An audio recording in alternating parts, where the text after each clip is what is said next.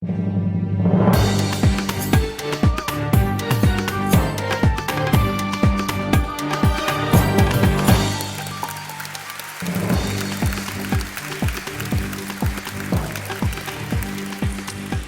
and gentlemen, a very good evening to you and welcome to this Doha Debate special event sponsored by the Qatar Foundation and coming to you from the Gulf state of Qatar itself. The Arab League is said by its critics to offer much and deliver little, but there can surely have been few times as testing as these for the 22 Arab states that make up the group. In recent months, its members have seen conflict in Lebanon, a sharp increase in violence in Iraq, mass killing and displacement in Sudan, violence between Hamas and Fatah in the Palestinian territories, and continuing tension between Sunni and Shia. All this lands up on the desk of our guest tonight, the Secretary General of the Arab League, Mr. Amre Moussa. A very warm welcome to you. Thank you. Are you getting much sleep these days?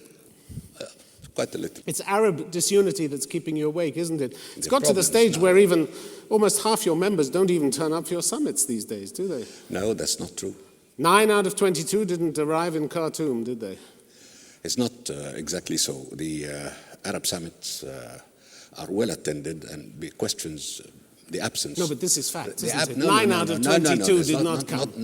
Leaders of Egypt, Egypt, your own country. It's not a question of facts. It is a question of facts. It's not a question of facts. Either they turn up or they don't. It's a question of the readiness, the other commitments, but the summits do take place, consider major questions, and adopt very important resolutions to be implemented. But you spent a lot of time on the phone trying to get these leaders to come to your last Not summit. on the phone. We actually went there. We consult and we go together and we see what we can do, and the problems are too many. And you have forgot one, by the way, in the enumeration of the problems we have.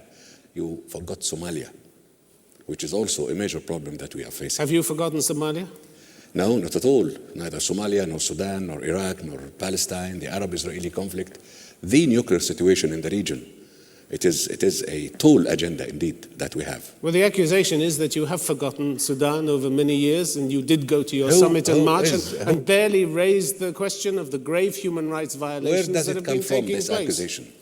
Where does it come from? From NGOs, from governments, from Human Rights Watch, from all kinds of people. You know perfectly well. We are not perfect, but all regional and international organizations face problems, major problems. But we in the Middle East and in the Arab world have a special agenda of our own. In one of your member countries. This is killing mass killing on a mass scale. In more than one. Yes, but what about this one? Let's just deal with this one for the moment. We have Somalia, we have Sudan, we have what goes on in Iraq too. But let's just deal with this one at the moment. Darfur. Darfur is a major problem that we are facing, not only us, the Arab world, but also Africa.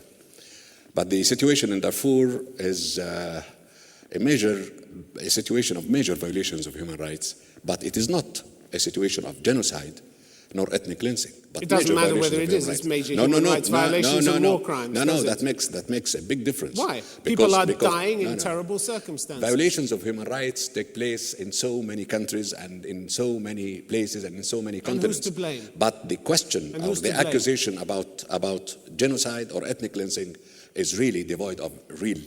Look, we didn't raise the accusations, that have come so from that. you don't need to knock it down because we didn't raise it. Please address the issue that I did raise, which was mass killing and rape, which is going on, grave human rights violations under the watch of the Sudanese government. But it is not about mass killing, as you are putting it. It's not a mass killing, but a major confrontation between tribes that goes on since hundreds of years. Back to 2000. And it has gone too far, I agree. You approve of the actions of the Sudanese government. That is why we are trying to deal with the Darfur situation, not only the Arab League, but the Arab League, the African Union, and the United Nations.